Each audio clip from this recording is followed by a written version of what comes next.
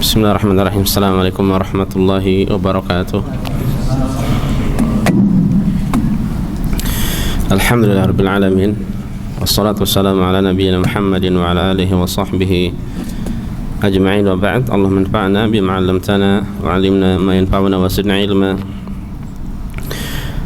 Rabbi shrah li sadri wa yassir li amri wa hlul 'uqdatam min lisani yafqahu qawli.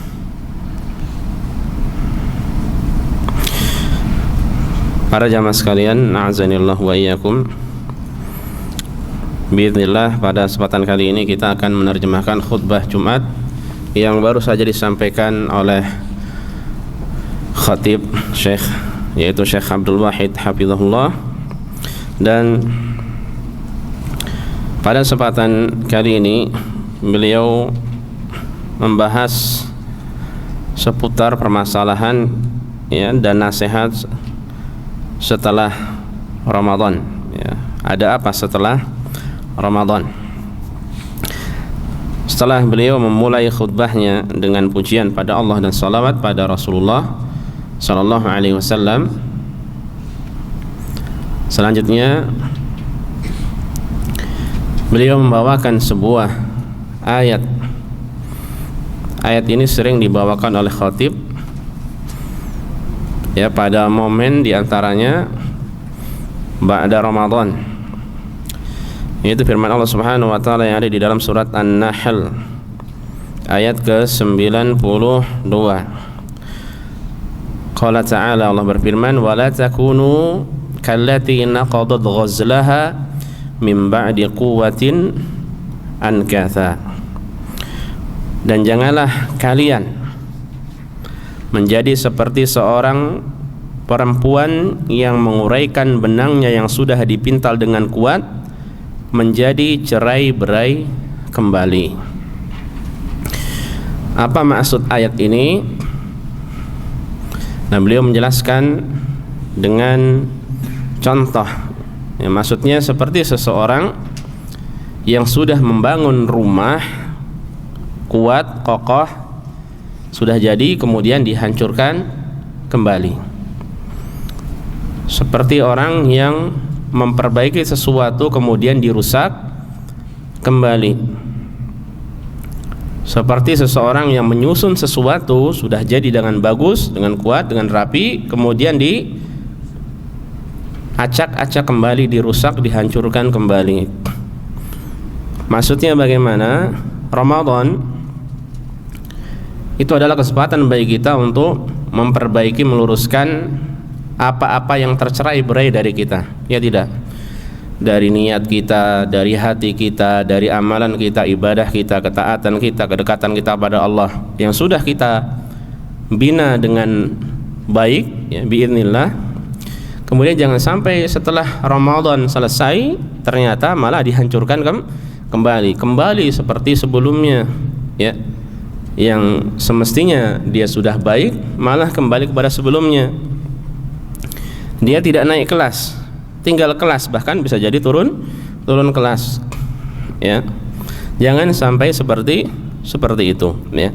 Kita memang sudah meninggalkan bulan Ramadan. Bulan Ramadan telah berlalu sebagai syahrul Quran atau bulan Al-Quran, bulan ketakwaan, bulan kesabaran, bulan penuh rahmat, bulan yang diberkahi, bulan di situ Allah Subhanahu wa taala banyak memerdekakan atau membebaskan hambanya dari neraka. Yang sangat disayangkan ketika Ramadan selesai, sebagian dari manusia itu kembali kepada kebiasaan sebelum Ramadan tiba.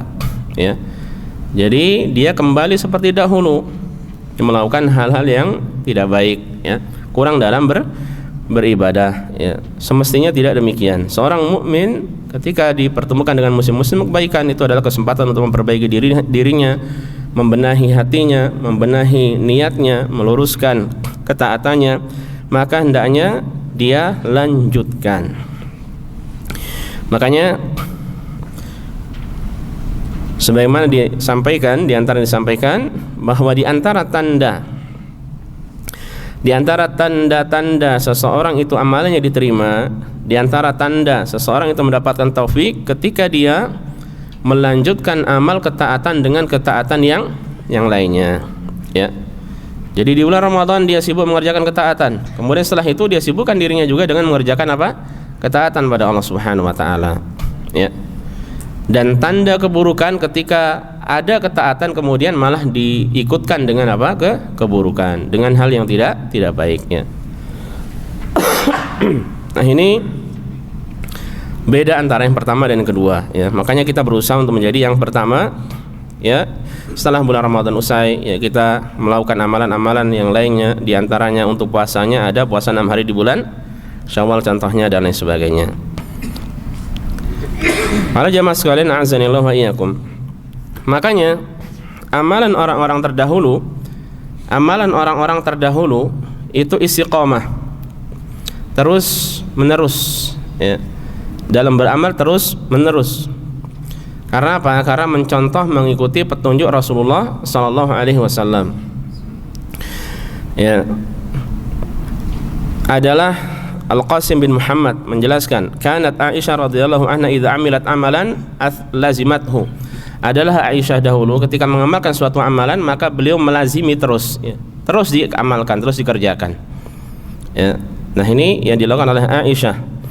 Mengapa demikian? Ya, Aisyah paham betul bagaimana amalan Rasulullah sallallahu alaihi wasallam. Makanya ketika ditanya, ya, oleh orang-orang tentang bagaimana amalan Rasul sallallahu alaihi wasallam, apakah Rasul ini kalau beramal mengkhususkan satu hari, ya, atau waktu tertentu semangat, kemudian di hari-hari yang lainnya tidak, atau bagaimana, ya. Kemudian Aisyah jawab, kana amaluhu dimah. Ya, amalan Rasul sallallahu alaihi wasallam itu istiqomah, terus menerus, berkesinambungan, ya. Wa ayyukum yastati'u ma kana ya'malu Rasulullah sallallahu alaihi wasallam. Siapa dari kalian bisa mengerjakan seperti apa yang dilakukan oleh Rasulullah sallallahu alaihi wasallam, ya. Makanya, ya, kita berusaha untuk bisa terus istiqomah, ya, di bulan Ramadan atau di luar dari bulan Ramadan kita terus berusaha untuk istiqomah. Amalan-amalan yang ada, ya, diamalkan, yang wajib tentu saja wajib diamalkan, yang sunnah kita berusaha untuk mengamalkannya. Di antara wasiat Rasulullah sallallahu alaihi wasallam adalah ayyuhan nas uklufu minal amal ma tutiqun. Wahai sekalian manusia, kerjakanlah dari amalan, ya, sesuai dengan kesanggupan kalian. Entah itu puasa, entah itu qiyamul lail, ya, atau amalan-amalan yang lainnya. Jangan memberatkan diri. Fa innallaha la yamal hatta tamallu. Karena Allah itu sesungguhnya tidak akan bosan memberikan pahala kepada kalian sampai kalian sendiri akan merasa bosan. Ya. Makanya bagaimana kemudian wa inna ahabbal a'mali ilallahi ma duwima alaihi wa in qall. Sesungguhnya amalan yang paling Allah cintai adalah yang terus-menerus dilakukan meskipun hanya sedikit, ya. Orang kalau mengerjakan sedikit, kira-kira dia bosan tidak, jenuh tidak? Insya Allah tidak, ya. Daripada dia mengerjakannya kadang tidak mengamalkan, kemudian ketika mengamalkan langsung banyak, ya, dia akan jenuh, terkadang akan berat. Makanya kalau seandainya sedikit rutin, ya, maka ini ringan, ya, dan pahala dari Allah pun terus mengalir. Apalagi ini termasuk amalan yang dicintai oleh Allah Subhanahu wa taala, ya. Berbeda ketika seseorang tidak pernah mengerjakan amal soleh, ya, amal-amal sunnah, kemudian di momen tertentu dia memperbanyak, ya, akan berat. Kemudian besok tidak lagi, ya, kemudian lagi, ya, ini akan berat. Tapi kalau continue perlahan-lahan, ya, seseorang kalau sudah terbiasa maka dia akan bahkan sampai ketagihan, akan merasa tidak nyaman seandainya meninggalkan amalan tersebut, ya. Makanya ikhwas sekalian, azanillahu iyyakum, bulan Ramadan telah usai. Berbagai macam keutamaan yang begitu istimewa dari amal-amal ketaatan yang telah diamalkan telah usai bulan Ramadan. Tapi ingat, barang siapa yang menyembah Ramadan, Ramadan telah usai, ya. Tapi siapa yang menyembah Allah Subhanahu wa taala, maka Allah itu masih ada. Allah itu tetap apa? Maha hidup, maha kekal abadi, ya. Makanya hendaknya dia terus-menerus beribadah pada Allah Subhanahu wa taala, tidak mengkhususkan ibadahnya hanya ditujukan pada Allah di bulan Ramadan saja, ya. Namanya ibadah itu sampai dia yang meninggal dunia, sampai hamba itu sendiri yang meninggal dunia, ya. Lalu apa setelah bulan Ramadan, ya? Apa yang kita amalkan setelah bulan Ramadan, ya? Khatib melanjutkan, di antara amalannya adalah man shoma Ramadhana wa atba'ahu sittan min Syawal faka'annama shoma dahr. Siapa yang berpuasa di bulan Ramadan kemudian dia melanjutkannya dengan puasa 6 hari di bulan Syawal, maka seakan-akan dia berpuasa 1 tahun penuh, ya, karena setiap amalan itu dilipat gandakan menjadi 10. 1 bulan Ramadan itu menjadi 10 bulan, ya. Adapun yang 6 hari di bulan Syawal itu berarti 60 hari. 60 hari adalah 2 bulan. 10 tambah 2 berarti 12 bulan. Itulah 1 tahun, ya. Sebagaimana dahulu Nabi SAW terbiasa puasa hari Senin dan Kamis. Ini bisa diamalkan juga. Ya, beliau ketika ditanya hal itu beliau menjawab, amal itsnain fadzaka yaumun wulidtu fi. Adapun hari Senin itu adalah hari di mana aku dilahirkan. Wa amal khamis faturfa'u fil a'mal. Adapun hari Kamis itu adalah hari di mana amal-amalku diangkat, ya. Atau amalan-amalan hamba itu diangkat, ya. Ada amalan harian yang diangkat, ada amalan pekanan, ada juga amalan tahunan, ya. Nah, ini untuk amalan pekanan yaitu pada hari Kamis, ya. Wa uhibbu an yurfa amali wa ana shaim. Aku suka kalau amalanku saat diangkat itu aku dalam keadaan berpuasa, kata Rasulullah SAW. Sebagaimana beliau menganjurkan, memerintahkan untuk berpuasa pada hari-hari ayyamul bid, ya.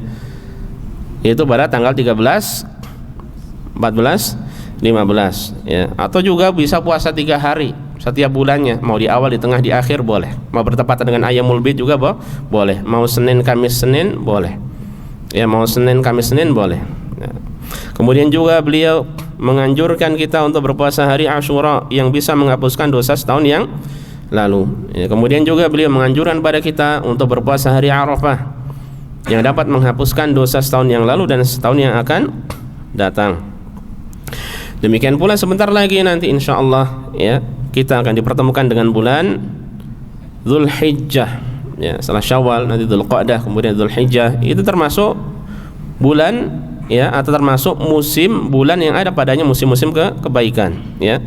Rasul mengatakan, "Ma min ayamin al-amalu fihinna afdal min hadhil 'ashar." Tidak ada amalan yang lebih afdal untuk dilakukan melebihi amalan yang dilakukan pada 10 hari ini, ya, yaitu 10 hari pertama dari bulan Dzulhijjah. Beliau ditanya, wal jihad fisabilillah, wahai Rasulullah, tidak pula jihad di jalan Allah? Tidak pula jihad di jalan Allah. Jadi amal yang dilakukan pada 10 hari pertama dari bulan Dzulhijjah itu masih lebih utama, lebih mulia daripada jihad fisabilillah, kecuali jihad dengan satu gambaran. Beliau mengatakan, walal jihad fisabilillah illa rajulun kharaja bi nafsihi wa malihi falam yarji' min dzalika bi syai', ya.